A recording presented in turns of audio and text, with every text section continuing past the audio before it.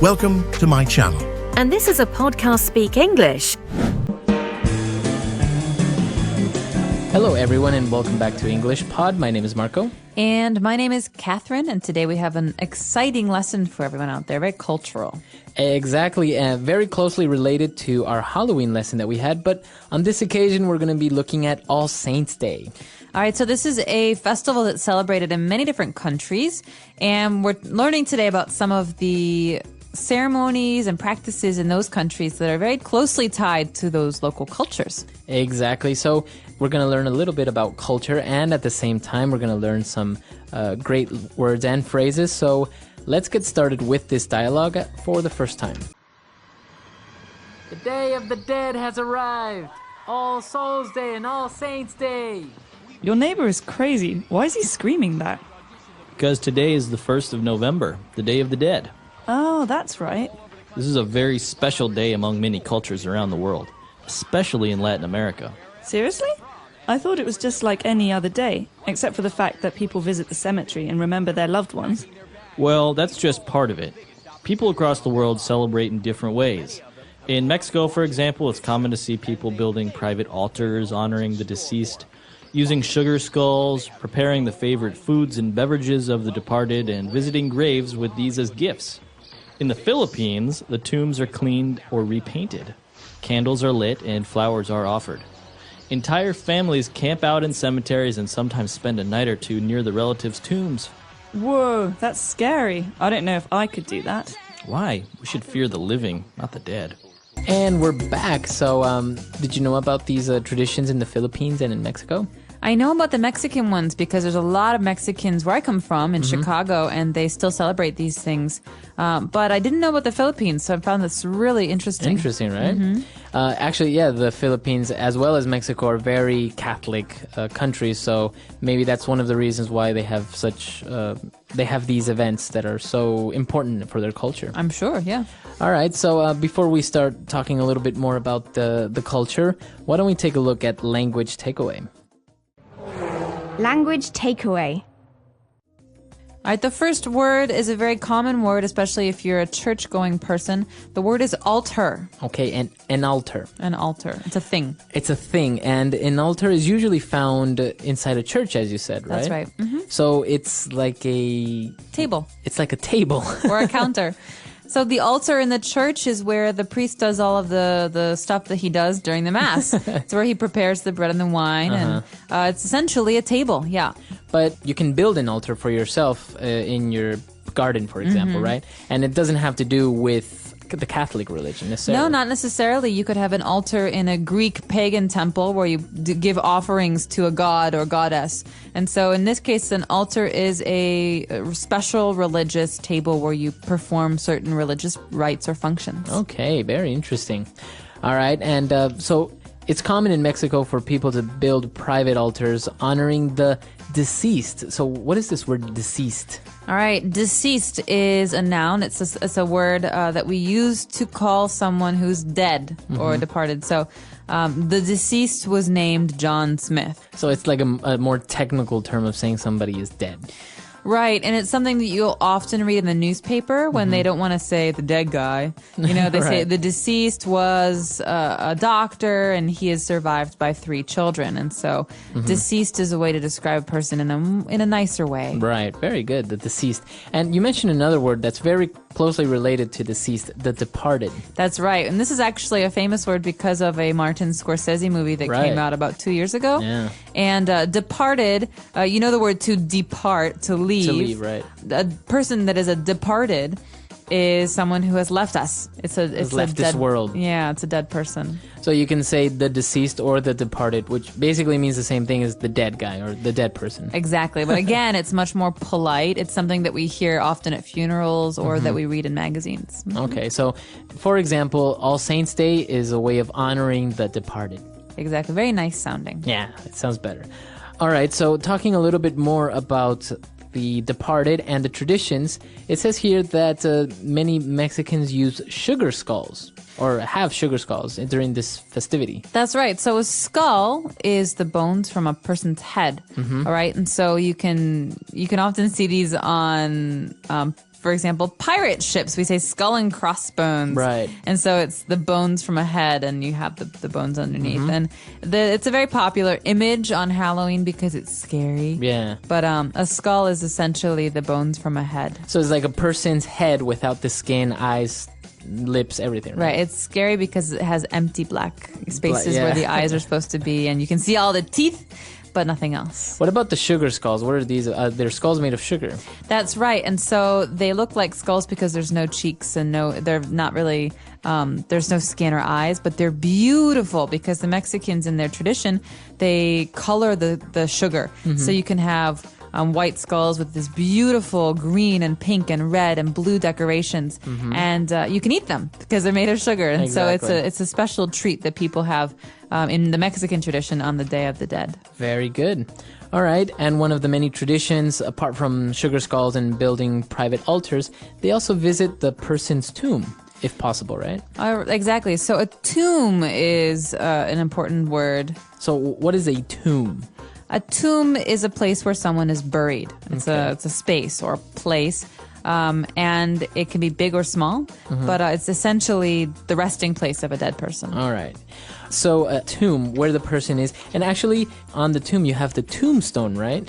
That's right. And a tombstone is the same as a gravestone, and it's a piece of rock on which you write the name and the birth date and the death date of the person that is buried there. Right. So that's the tombstone. Very good. Okay, so an interesting amount of words here on Language Takeaway. Why don't we listen to this dialogue again, and we'll be right back with Fluency Builder. Your neighbor is crazy. Why is he screaming that? Because today is the 1st of November, the Day of the Dead. Oh, that's right. This is a very special day among many cultures around the world, especially in Latin America. Seriously? I thought it was just like any other day, except for the fact that people visit the cemetery and remember their loved ones. Well, that's just part of it. People across the world celebrate in different ways. In Mexico, for example, it's common to see people building private altars honoring the deceased, using sugar skulls, preparing the favorite foods and beverages of the departed, and visiting graves with these as gifts. In the Philippines, the tombs are cleaned or repainted. Candles are lit and flowers are offered. Entire families camp out in cemeteries and sometimes spend a night or two near the relatives' tombs. Whoa, that's scary. I don't know if I could do that. Why? We should fear the living, not the dead. All right, we're back. So why don't we look at 3 main phrases on Fluency Builder now? Fluency Builder. Well, the first phrase should be obvious by now because it is the name of the holiday we're talking about, and the name is the Day of the Dead. The Day of the Dead. So this is their day. It is, and it's the Day of the Dead because it's the day in which people around the world celebrate the departed. It's when they talk about and remember people that they've loved who've died. Okay. So it's not really like a sad day, right? It's more of a happy remembering them and honoring them and how much you miss them, but in a good way. Exactly, and you're not actually going to hear this very often in reference to American culture because it's not something Americans do and English people don't do either. But people, when they're talking about their own families and traditions, will want to talk about this because in the Philippines or in Latin America, you have a very strong culture, like a very strong tradition of celebrating this. So, All right, and as we mentioned, this day is a day to honor or to remember your loved ones, and that's our second phrase, your loved ones. the phrase loved ones might not be obvious to many people because you can love many people and many things, but loved ones is a phrase that generally means the people that you care about the most, your friends and your family. So you could say, I want to have a party, but I only want my loved ones to be there. Okay. Or he was in the hospital and all of his loved ones visited him. So it's all those people, not necessarily only family, it's friends and family that you love. Exactly. And so those are the people in the world that are the very closest to you. Okay. And our last phrase, and probably one of the most interesting traditions that we were able to see in this dialogue, is that people in the Philippines camp out in cemeteries on their family or loved one's tomb. That's right. So the phrase to camp out means to stay overnight, to bring food and a tent or blankets. And it essentially means to make a camp so you can stay there. And this is very unusual to me because I can't imagine sleeping in a graveyard. I think I get the goosebumps. Right. So camp out, or you can just say camp, right? You don't Right. necessarily have to say both of them. Right. You can camp or you can camp out. And camp out generally means that you're staying in a place that is temporary. Okay. Very good. So interesting phrases as well on Fluency Builder today. Let's listen to the dialogue for the last time, and we'll be right back. The Day of the Dead has arrived. All Souls Day and All Saints Day. Your neighbor is crazy. Why is he screaming that? Because today is the 1st of November, the Day of the Dead. Oh, that's right. This is a very special day among many cultures around the world, especially in Latin America. Seriously? I thought it was just like any other day, except for the fact that people visit the cemetery and remember their loved ones. Well, that's just part of it. People across the world celebrate in different ways.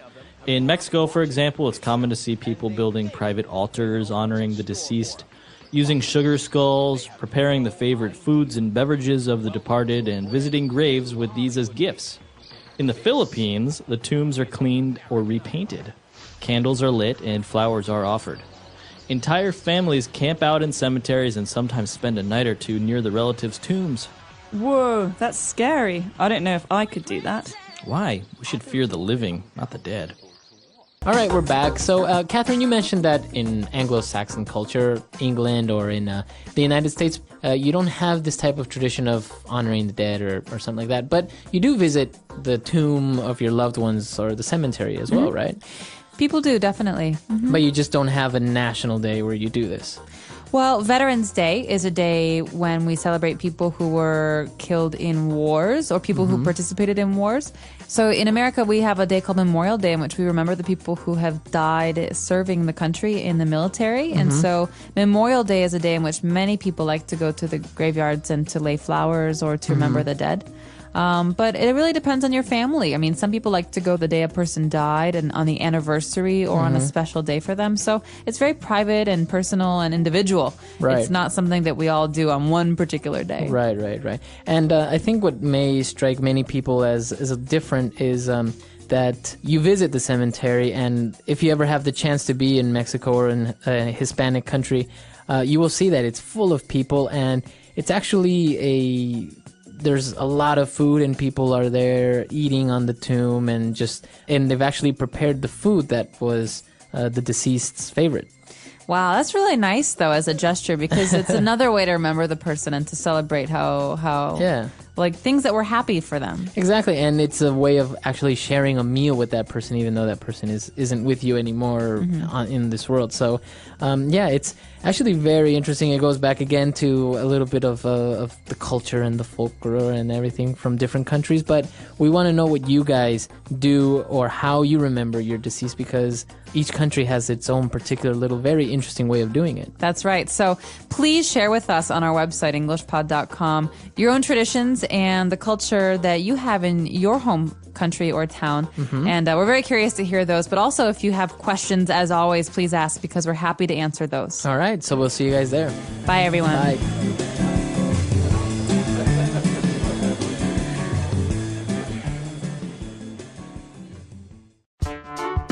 The English Pod Audio Review. Listen to the meaning, then say the vocabulary word. November 2, observed in some Christian churches as the Day of the Dead. All Souls Day. Among. Among. Confer honor on. Honor. The people who have passed away. The departed. Let's try that faster. Among. Among. November 2, observed in some Christian churches as the Day of the Dead. All Souls Day. The people who have passed away. The departed. Confer honor on. Honor. Now say the word and hear it in a sentence. All Souls Day.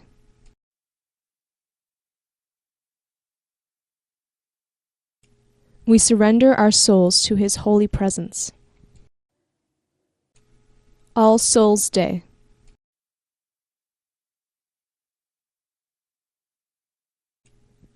Some would say that he is a damned soul. All Souls Day.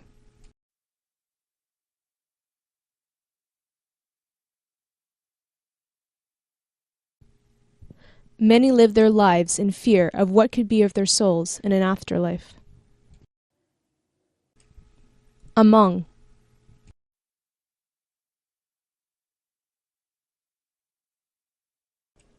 I believe that the spirit of my grandfather walks among us. Among.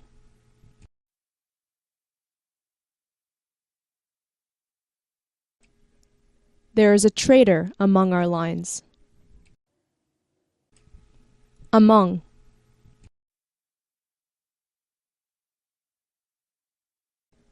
He is no longer among the living. Honor.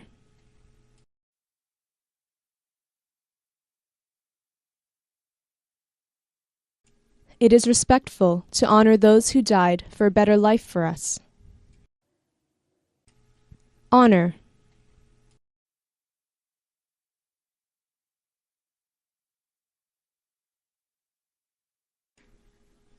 They are honoring their traditions by dancing for 3 days non-stop. Honor.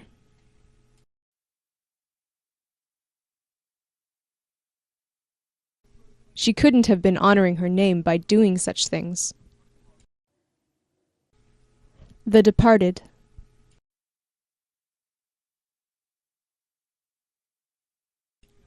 The day to honor the departed is about to come. The departed.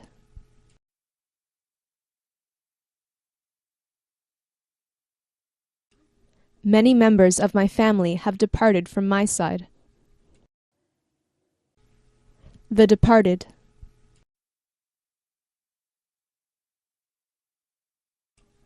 We should remember and respect the departed.